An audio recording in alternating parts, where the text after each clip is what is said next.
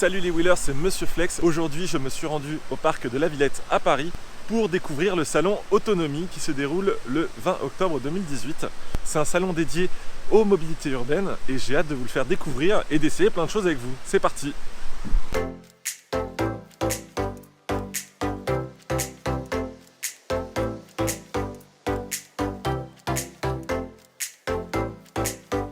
Alors je sais pas si vous vous souvenez, vous l'avez peut-être vu en vidéo sur Facebook ou sur YouTube, c'est le Hurmo. Et ça plie comme ça. Ça c'est super simple.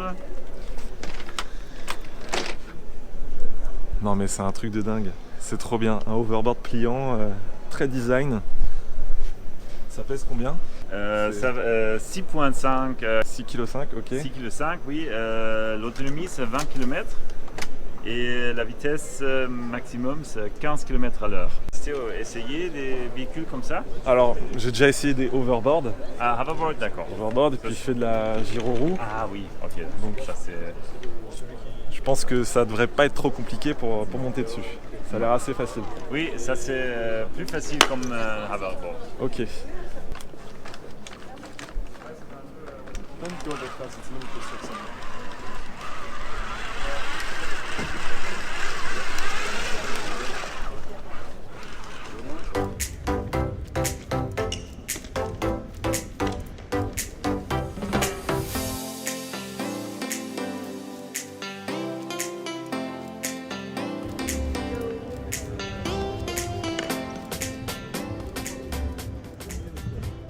Alors c'est une création allemande. Si vous voulez plus d'informations, n'hésitez pas à aller dans la description de la vidéo. Allez, on continue.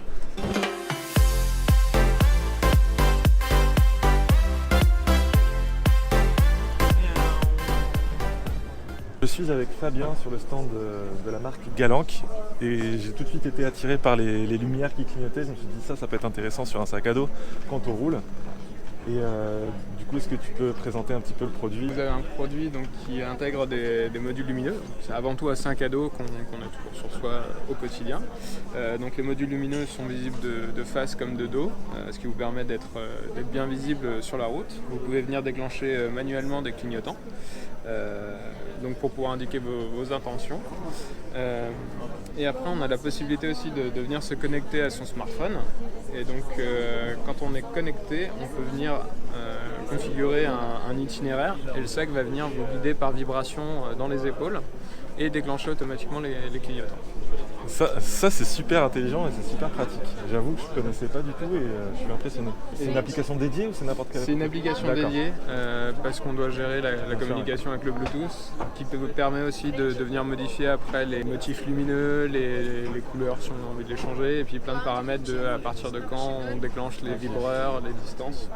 Parce que pour le guidage, on va venir vous prévenir 30 mètres à l'avance que vous allez devoir tourner. On vient caractériser le numéro du virage, s'il y a plusieurs routes à gauche par exemple, on vient vous dire que c'est la deuxième. On déclenche les clignotants et quand vous arrivez sur l'intersection, on vous reconfirme que c'est bien là qu'il faut tourner et on désactivera le clignotant quand vous aurez effectivement tourné. Ok, et ça se recharge en USB? Une batterie externe placée dans le sac et du coup vous pouvez utiliser n'importe quelle batterie externe que vous avez déjà chez vous et donc l'idée c'est de pouvoir les échanger facilement. Derrière vous n'êtes pas obligé de débrancher, rebrancher tout le temps votre batterie, vous pouvez juste venir faire un appui long sur le bouton et hop on éteint les lumières, le sac est en veille, vous pouvez continuer à profiter des vibrations pour vous guider sans les lumières. Et du coup avec cette batterie là on va tenir 5 jours en veille. Donc l'idée c'est toujours d'avoir une deuxième batterie peut-être sur soi pour être sûr de pouvoir avoir de la lumière quand il faut. Mais voilà. L'idée c'est d'avoir l'utilisation la plus simple possible de son sac et de l'allumer quand on en a besoin. Parfait, bah écoutez, si ça vous intéresse, je vais mettre le lien en dessous de la vidéo, donc n'hésitez pas à aller voir.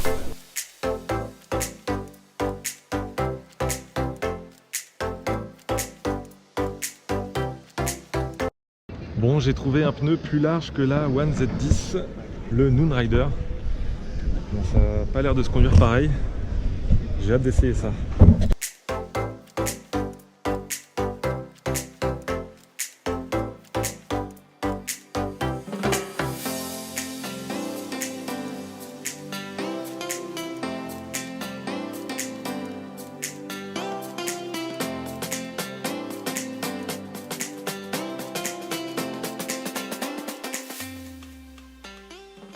Alors là, je suis sur le stand New Walking qui présente donc les produits InMotion et d'autres produits. Mais là, on a vu le P2, vélo électrique. Donc il y avait déjà le P1, mais il n'y avait pas ce que vous voyez là, les pédales. Donc c'est assistance électrique plus. En gros, on a toutes les possibilités, uniquement le pédalage, forcément, si on coupe le moteur, assistance au pédalage, et celui-là il fait aussi le full électrique. Full électrique, avec accélération à la poignée. Alors, on a une très grosse batterie sur le P2F, une batterie qui est à peu près similaire au P1 sur le P2, avec des autonomies. Voilà, en full électrique, on peut espérer d'aller jusqu'à 30 km. Sur le P2 jusqu'à 80 sur le P2F et puis voilà, en assistance au pédalage 60 km d'autonomie, 160 sur le P2F. Forcément c'est de l'assistance au pédalage, ça dépend un petit peu ce qu'on met dans les pédales. Et du coup c'est quoi l'avantage par exemple par rapport à un vélo électrique? Alors la grande différence, c'est qu'on a la possibilité de faire full électrique, c'est-à-dire on ne pédale pas du tout. Et on se laisse porter par le moteur. La différence elle est vraiment là, du coup il n'est pas considéré comme un vélo électrique d'ailleurs, parce qu'il y a cette option-là. Donc en gros c'est l'évolution un petit peu du P1, on amène le pédalage, du coup ça donne une position qui s'apparente un peu plus au vélo, on est un peu plus haut. Il n'y a plus les repose-pieds à l'avant sur le guidon, donc on a une position qui s'apparente plus au vélo, mais un petit peu plus grand, un petit peu plus lourd forcément, et puis on a deux roues de 12 pouces avant-arrière, enfin un disque avant-arrière. Mais j'imagine plus léger et plus compact de toute façon qu'un vélo classique. Exactement, voilà, donc forcément... Bon bah écoutez, on va essayer ça, c'est parti.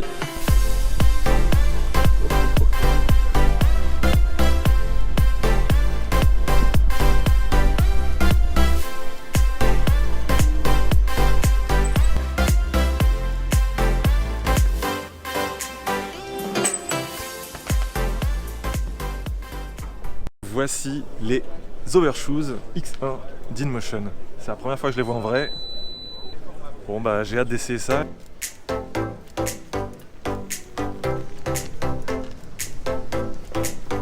L'allure, hein. Non, c'est pas vrai. Double axel. Ça te retient bien quand même, hein. Le truc ne te laisse pas partir mais c'est pas loin. Hein. Ok bah c'est marrant, j'ai envie d'essayer ça pendant 4 heures à peu près. Bon et bien ça y est, j'ai fini le tour du salon. De vous à moi, on fait assez vite le tour, mais j'étais quand même heureux de découvrir l'overboard pliant. Je retiendrai aussi le sac à dos connecté avec les LED qui s'activent automatiquement quand on doit tourner à gauche ou à droite grâce à l'itinéraire programmé sur le téléphone. Ça, j'ai trouvé ça franchement génial. Et puis c'est français, donc c'est cool. Et l'espèce de gyro-roue où on s'assoit dessus, ça aussi c'est assez marrant, assez étrange de conduire un engin pareil. J'ai pris contact avec la personne et j'espère pouvoir essayer ça en pleine ville, voir comment ça se conduit. Bon et bien j'espère que cette petite vidéo vous a plu, n'hésitez pas à vous abonner si ce n'est pas déjà fait, et puis je vous dis à bientôt pour de prochaines aventures. Ciao!